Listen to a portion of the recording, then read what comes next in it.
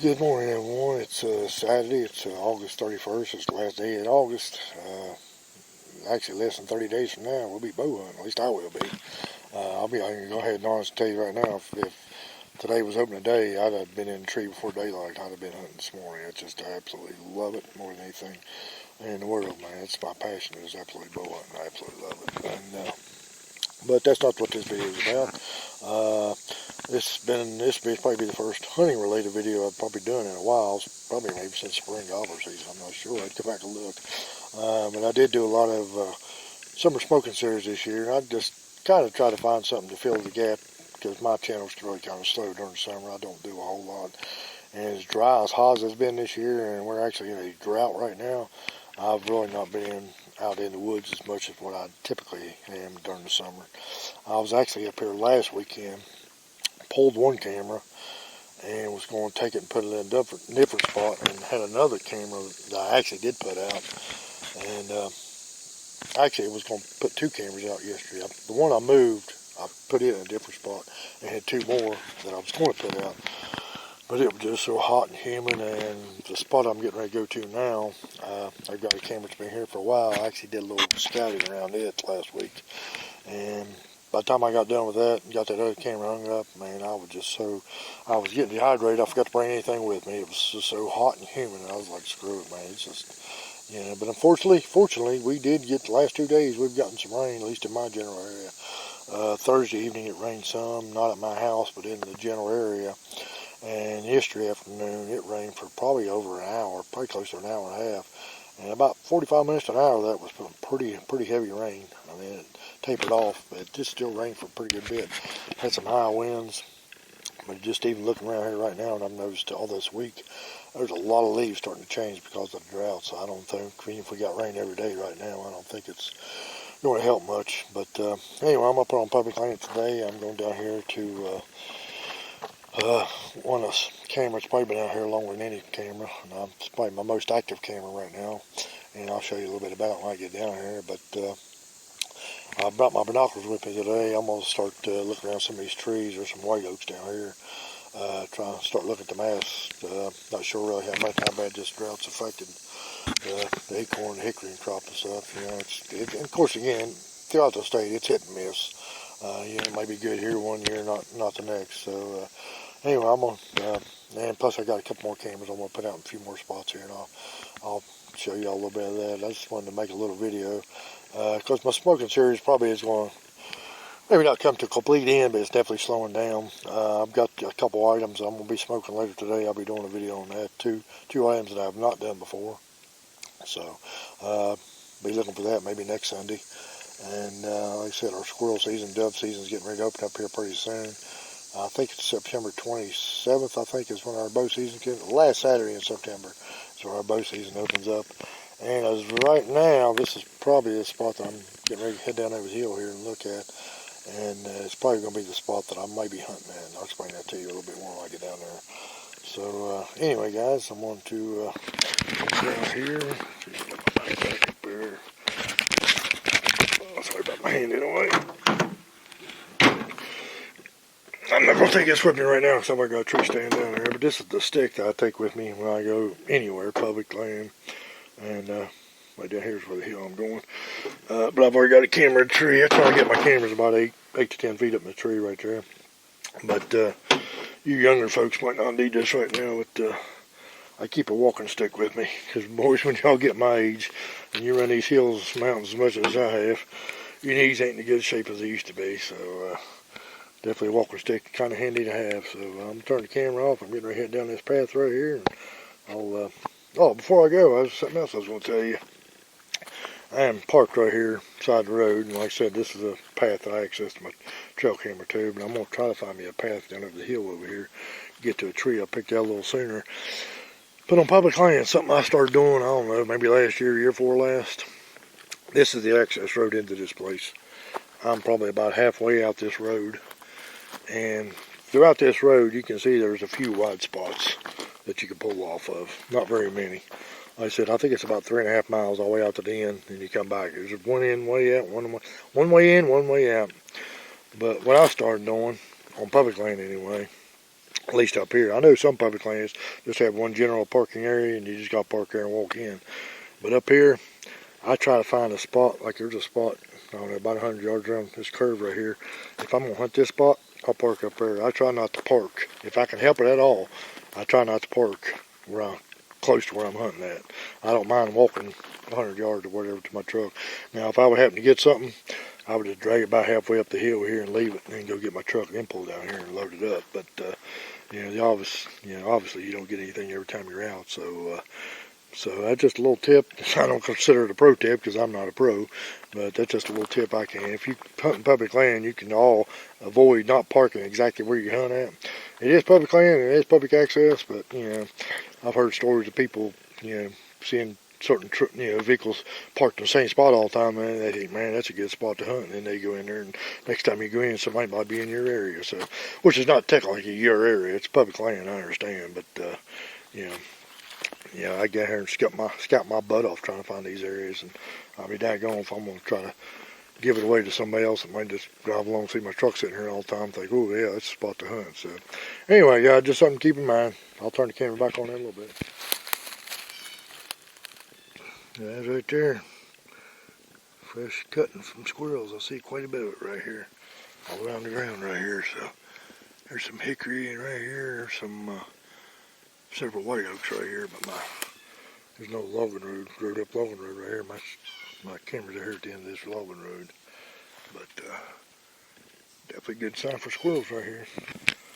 Alright guys, I'm back here to my spot. Like I said, this is an old logging road or some sort, but it's growed up and it's got a bunch of old dead logs and stuff across it, you can see.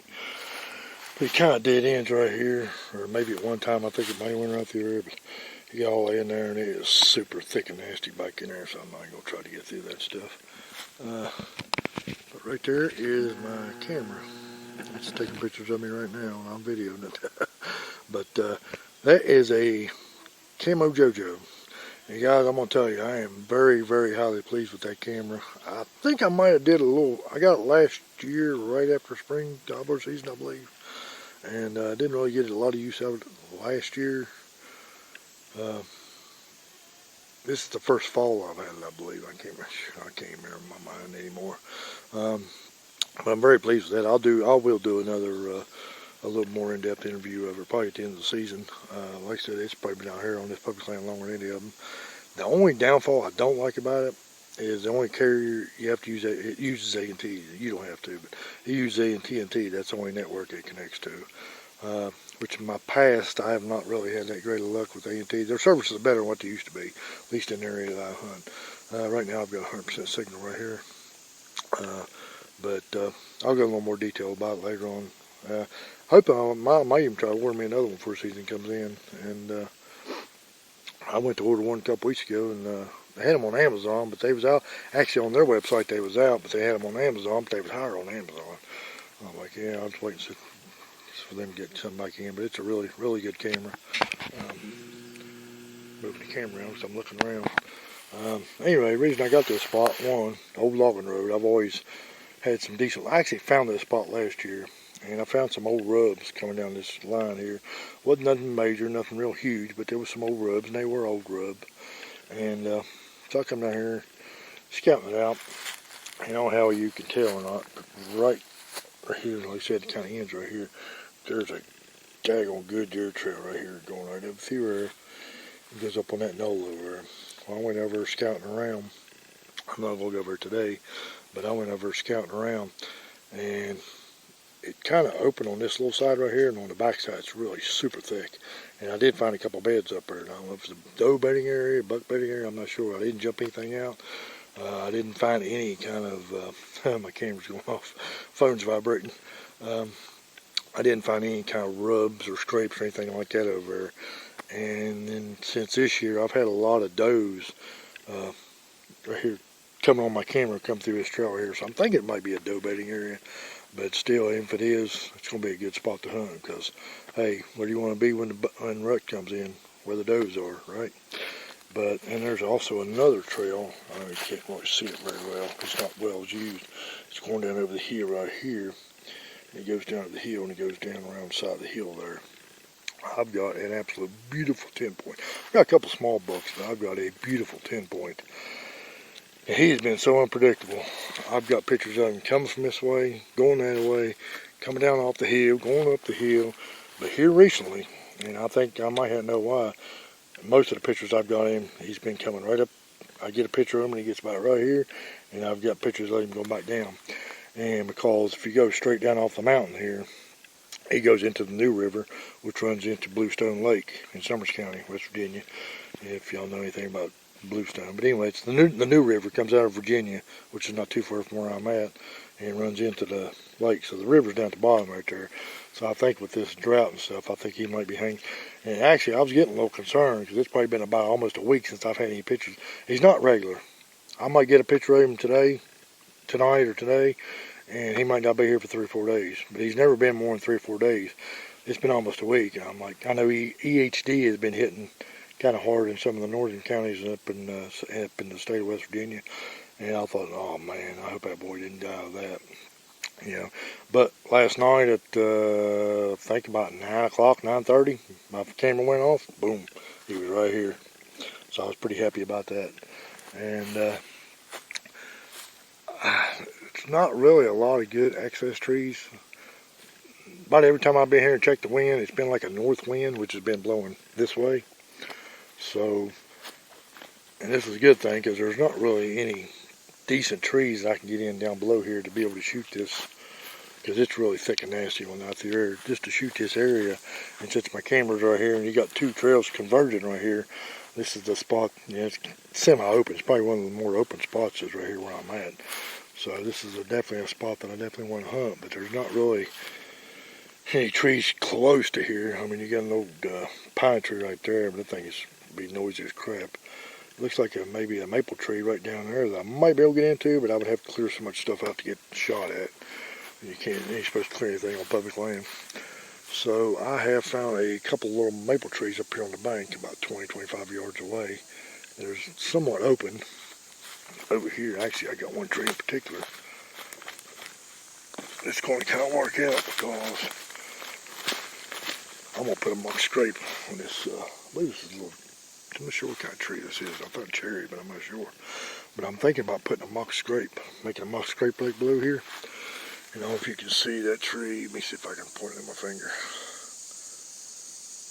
Right up there. I'll walk up there in a minute and show you too. But there's a nice straight maple tree up there. Looks to be inside of 25 yards. And it's got a couple of these little skinny trees right here to shoot around. So, and I can still shoot. Like right here, I'm dead open right here to it. So, it might have even a little spot right here that I can shoot to it.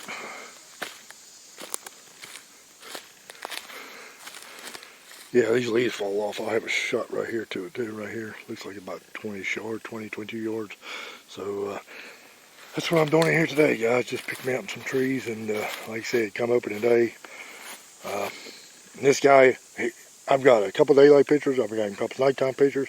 He's not consistent at all. So, but he is in the area. So we'll have to wait and see what happens. So anyway, guys, thanks for watching. I'll show you a few more spots when I get there, but this is definitely one I'm kind of excited about hunting. Hey, Juddy, I know you guys have been looking for some of this stuff, and I guess this drought's what dried it out, but I was out here a couple weeks ago. Well, about 3 weeks ago, I think I was in here, and I found that stuff. That's chicken of the woods. There was some a little bit lower down, too. It might have dried up and fell off or something. I don't know if anything in the woods eats that or not. But I found it about 3 weeks ago, and I started taking it home and eat it. And I thought, there's a guy I work with, he knows a lot about it, so I took a picture of it and took it back to work and showed him. And he's like, he said, eat it if you want to, but his experience with it was that when it gets that big, no matter how well you cook it, it's almost like eating chalk. He said the best thing to do is late spring, early summer next year, come out here and find it, because it should go back in the same spot. Get it before it gets real big. So, yeah, I know you've mentioned that on a couple of your videos, Jody, that you guys have been looking for it. I've seen it a few times, but I've never was sure if that's really what it was or not. But now that I know what it is, you know, come maybe next spring or summer when I start seeing it pop up, I'm going to try it for something myself. But I guess that drought affects everything. All right, guys, I'm halfway to my next spot. I actually went up on the hill and poured another camera that It's been up there a week, and my Moultrie, the one I've got now, it does at 12 noon every day. It takes a test picture just to let you know the camera's working. When I put that camera up, and I put it on a heavily used deer trail, and when I put that camera up, I walked in front of it. I always walk in front of my cameras, try to get them triggered, make sure they're working. Well, I walked in front of it, checked my phone, it didn't trigger. I was like, well, maybe it's going to take a few minutes. It had good signal, everything was working. Brand new batteries in it, everything. It doesn't take an SD card, it's the Moultrie Edge. It doesn't take an SD card. So I knew it wasn't an SD card. So anyway, I got home, I'm like, well, it still ain't load, maybe, I don't know what happened. I'll give it a week, maybe I'll get something. It's been a week, I've gotten test pictures every day, nothing else. So I went up there today and grabbed it. It's in my pack right now. I'm getting ready to put it up in this other spot that I've hunted on and off over the years. And 10 feet on the daggone trail from where, right behind my camera. Now, granted, he could have walked behind the tree. That was a big old pile of fresh buck crap, and it was fresh. It was either last night or this morning. And nothing, absolutely nothing. And I took it down before noon, so the test picture didn't take off. So I don't know if I got a faulty camera or not. So I'm going to try it up here for a week or two. And it's hard to tell because, you know, if it's taking the test pictures, you should take other pictures. But anyway, that's enough of that rant. The reason I stopped here, I'm going to show you the scrape. You can see on this tree right here, it's been rubbed pretty good too. I've been hunting this spot on and off for probably 4 or 5 years. Every year there's always a scrape right here. So that tells me it's probably a community scrape. There's a trail going right by it. I've hunted it a couple times. There's really not any really good places to set up. I've set up in a tree right over here a couple times in my saddle. Now one evening, the wind wasn't great. There was a deer come around the side of the hill. I don't know what it was. It was probably about a half hour, 45 minutes before dark. I heard it blow and I just saw it run up the hill there. You know, with a buck coming in. I've had cameras on several different trees on this scrape throughout the past. I've gotten a lot of false triggers. I've yet to get any deer on this scrape. But it's here every year, and come about another month or so, I'll come back here and tend this little beech tree. It'll probably be freshened up again. So I don't know, I might try again, but I'm gonna get up on this hill and get this camera put out. Well, guys, you can see I put my camera up, but I didn't put the camera up I was going to put up. That's my Delta base. I was going to put it up down next to the cornfield where the bears are, but I'm seeing some good sign up here. And with that camera, not sure if it's working right or not, I didn't want to take a chance. I'll stick it down on the cornfield, which I don't know if I'm going to hunt down there or not, but if I do, it's going to be mainly for bears down there. But that was the first cell camera I ever got. It's probably my favorite Moultrie camera. It does take an SD card, but it does take 12 batteries to operate it. But other than that, I love that camera. It's never let me down. And plus, the first cell camera I ever got. But I'll get out and show you here in a minute. But right beside my pack, there's a bed right there. There's another bed just off to the side right there. And the trail coming up the hill here, and I'm kind of standing on it right now. And it goes on up the hill up here. Man, there's a bunch of buck crap right here on this. I'll zoom out. Oh, I'm sorry about that. But there's a bunch of buck crap coming up the hill. I got on that trail about halfway up, right past that scrape. I got on this trail, buck crap all the way up. I mean, it's all old, but it's here. And this place is just loaded with hickory and white oak. And very first time, I found this spot squirrel hunting several years ago. I don't know, it's been several years ago I actually found this spot come up here squirrel hunting. And I had a climb at the time. And this is the tree that I climbed in. I had a summit viper. I climbed up in this tree. And I actually hunted on this tree a couple times that year. And I was sitting in it, probably about an hour before dark. This trail goes up the hill right there and goes around the side of the hill. But I didn't know at the time. I didn't go any farther than right here. I just seen this area and thought it'd be a good area. And I was in my climbing stand right here, and it was still greenery. It was like the first couple of days of the season. Saw something black coming through the bushes right there. First I thought it was turkeys, because you know turkeys are pretty black, especially in the fall. And kind of be a big black bear. And I'm not no professional in judging black bears, but only one I've only shot one, and it was like 140 pounds. And so I just only got really what I shot to go with, you know, compared to others. I'm gonna say he was around the 250, 300 pound mark. He was a pretty good bear. He come down there, stopped by a tree, started just tearing the ground up. I don't know if he was digging for acorns, if it was a beehive there or what, but he just tore the ground up there for a few minutes. It was before I started videoing my hunts too, or maybe I was video. I can't remember. I can't remember if I was videoing my hunts at that point or not. And anyway, I was sitting there watching him. He was about 40 yards out. Didn't have a shot at him. And I thought sure he was going to come down here and give me like a 20, 25 yard shot. And it was hot that day. I think it was like 80 degrees when I got off work and got up here and here. I don't know. It was hot. And there was no wind at all. No wind at all. And then when that bear was up there digging that stuff, he started to come down the trail. He got within about 30 yards of me or so. Just the slightest puff of breeze hit me in the back of the neck and went right to him. He whipped his head up and just turned. He didn't run. He just casually walked up the hill and walked away, got out of my sight. And I sat here the rest of the evening and didn't see anything. And I've hunted up here several times since then and had some counters. I saw a real nice 8-point up here one time. I was hunting in a tree in my saddle over there. No, wait a minute, it wasn't in my saddle. It was my last year hunting out of a tree stand. It was the same year hunting out my Viper. I was in a tree over there. And just got set up in the morning. I was running a little bit late. Just got set up, hung my bow up, just sat down, looked off to my right, and about 25 yards up the hill stood a nice 8-point. And he had no idea I was even in the area. I mean, I was making noise and everything. I don't know why he didn't hear it. And it was one of those deer that he was borderline being legal up here because of the stupid law. And I will say it's a freaking stupid law. They have to have a 14-inch inside spread, or outside, I can't remember. I gotta look it up. But they gotta have a 14-inch spread. There's no point restriction. You know, if you get a spike that's wide enough, you can kill it, but of course, you know, that ain't gonna happen. But yeah, it's stupid spread, and he was right on the borderline, so I didn't shoot him. So, but I've gotten some pictures of some really nice deer up here. And I took a shot of the coyote up here one year too, and missed him a couple years ago. He won't dare show you this bed.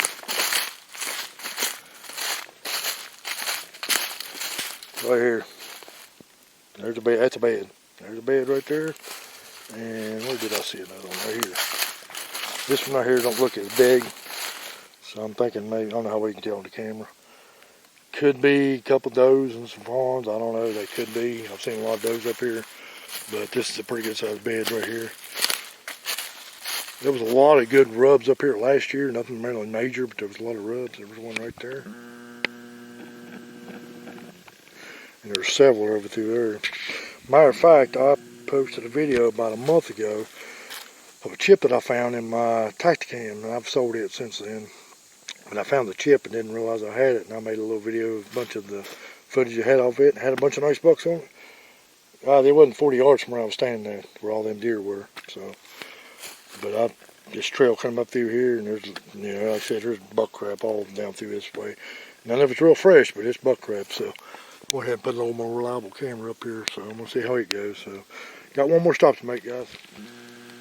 All right, guys, here's my last stop. You can see my mortar edge is up on that tree right there, and probably one we'll get more pictures of in the meantime. We get some bears because we got a big cornfield right there. Matter of fact, right here is a tree. I was about 15 foot up in a little hang-on stand where I shot my bear. 2010 or 2011, I can't remember. Had two squirrels playing around here all night, all evening. I got in the stand early, like 3 o'clock that day, right after work. It was on a Monday. So that's when we couldn't hunt on Sunday. It was the second day of the season.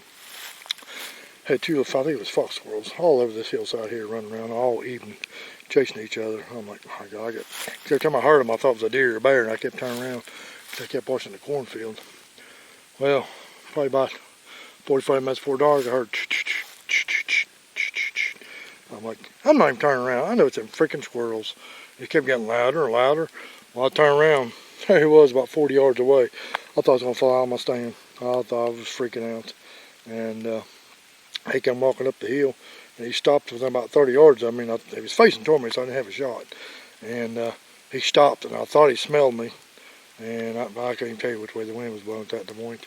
And anyway, he come on through, and he walked right by this tree right here. Like I said, right there's my tree. Walked right by this tree, come right here, and stopped. There's another pile. Stopped about right here, and I didn't have a shot because of these limbs right here, because I was up there. And I had to wait him get out. I shot him about 10 or 12 yards. Well, probably about 10 yards in front of me, about right there I shot him. But anyway, I've had the camera on this tree several times, so there's a pile. Right here's a pile. Right there, cornfield. I'll walk right here and show you this cornfield. This is, oh yeah, it just started raining too. It's not raining hard, but it just started raining. It's maybe 3 days in a row we've got some kind of rain, so that's better than nothing. But I don't know how well you can tell this, guys. This is August 31st, and I was up here last weekend. I was going to put our camera up, but like I said, it was so dang hot, I ended up going home. But there's already corn on these things. Not real mature yet, not real big. This is probably one of the bigger ones right here. Yeah, it's not real big, but I guess it's big enough for them. But this is a 5-acre field, and they got about 3/4 of. I've seen something black over there. This is about a 5-acre field, and they got about 3/4 of it planted. And I can walk through all this right here, and it's looking like this. So I'm going to. I'll probably be hunting up here some this year. I don't know how much I'll be hunting because it's super easy access. I mean, the entrance is just right there, and the road just about 100 yards up the road, if that. I'm probably 150 yards from the road right now, maybe 200 at the most. So it's super easy access. You know, a lot of people hunt down here because it's so easy to get to. So I may or may not hunt down here much this year. I probably will a little bit because I would like to try to get me another bear. But I'm going to try to document throughout the season, just to show you what kind of damage these things do to this cornfield. Like I said, it's just now of course we've been under drought too, so if we had some steady rain, this corn might be a little more mature. But I guess it's big enough, good enough for them right now. Plus, you know, deers and turkeys and coons, and it's hard to tell what all eats all this field. So, well guys, I'm gonna wrap this video up. Before I do though, Crabby Bill, this is for, well, it's for your wife. Tell her if she wants to come up one evening about dark, me and her can walk around through here, see if we can get her a selfie with a bear. I know she loves bears. Thanks for watching, guys. Hey guys, as I'm on my way out, look what I found. Yellow jacket's nest. And that hole didn't get there by itself. The bear done dug that thing up. But the yellow jackets are still in there pretty good. They ain't bothering me though. There's several of them flying around. There you go, Steve Huffman. There's another one.